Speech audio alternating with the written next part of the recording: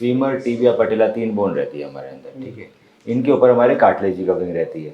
ये 2 मेनिस्कस है, गद्दी, ये टूटा हुआ एसीएल। तो अब हमारा एसीएल टूट गया पूरा और दूसरा हमारा मेनिस्कस ही फट गया और हम कई दिनों से चला रहे हैं। तो पहले भी कभी चोट लगी थी क्योंकि ये ना घिस गया है कार्टिलेज, मतलब हमारा बहुत लंबे समय से एसीएल टूटा हुआ है, उससे हमारा है ना पाँव ऐसे हिल रहा है।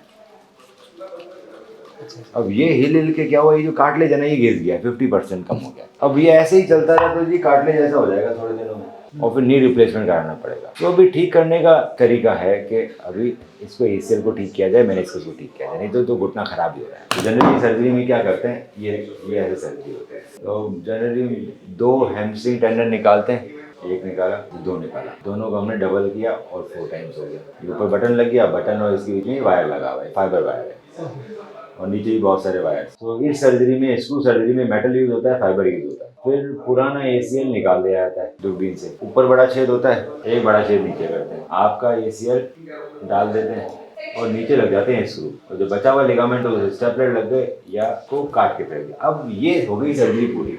अब इसके अंदर तो ब्लड वेसल्स ना बेंडिंग कुछ नहीं है, अभी तो नया नया आया है, ये हड्डी से चिपका भी नहीं है, अमृत होने में भी टाइम। तो 1.5 महीना तो हड्डी से चिपकने में लगा देगा ये, तो 1.5 महीने हो गया रेस्ट, ब्रेस आ गया, पैर बेंड नहीं कर सकते, ब्लड वेसल्स ग्रो करेंगे, फिर धीरे धीरे एक्टिविटी बढ़ेगी।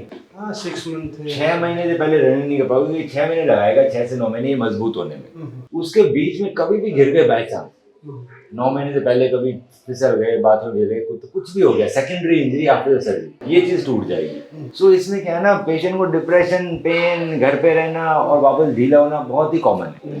तो जैसे हमारे हर चीज में डेवलपमेंट हुआ है, अब एसीएल सर्जरी में भी काफी डेवलपमेंट हुआ। कैसे हुआ, बटन की क्वालिटी बदल गई। अब बटन की क्वालिटी जनरेशन 2 की, बटन और ग्राफ, बटन और ग्राफ के बीच में अभी टेप है, पहले वायर था, अब टेप आ गई। टेप है ना, ग्राफ को काटता नहीं। पहला तो इम्प्रूवमेंट यहाँ आया। दूसरा इम्प्रूवमेंट आया हमारे हड्डी कटने में, जहाँ हड्डी बड़ी कट रही थी, हड्डी बिल्कुल पतली कटी है, फ्लिप कटर यूज हो रहा है, अंदर खुलता है। जहाँ तक मैंने लिया फिर बंद हो गया, तो बंद हो गया तो बाहर की हड्डी नहीं कटी ना ऊपर कटी और ना नीचे कटी, दोनों जगह फ्लिप कटर यूज हुआ, ये बंद हो गया। सो दर्द कम होगा, ऑपरेशन होगा ही नहीं।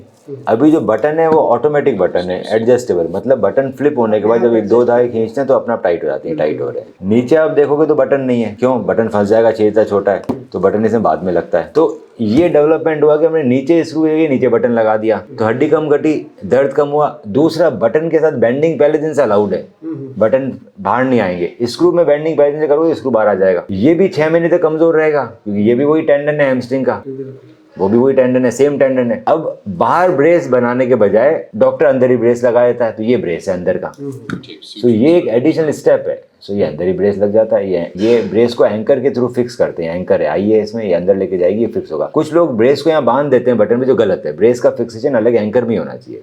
सो इंटरनल ब्रेस करने के लिए सिर्फ फाइबर टेप की जरूरत नहीं होती, फाइबर टेप भी चाहिए, एंकर भी चाहिए। फिर अगर आपको हड्डी कम काटनी है तो फ्लिप कटर भी चाहिए, लूप भी चाहिए, बटन भी चाहिए।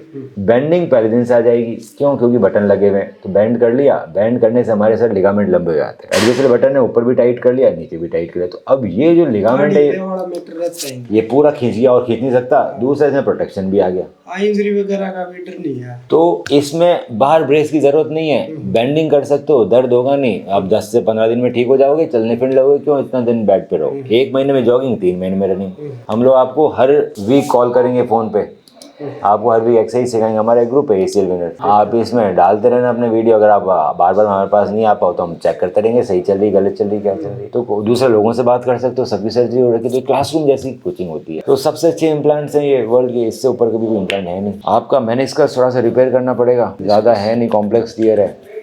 मैं 15-20 दिन में ठीक हो जाओगे नॉर्मल। ड्यूटी ज्वाइन कर सकते हो 1 महीने के अंदर।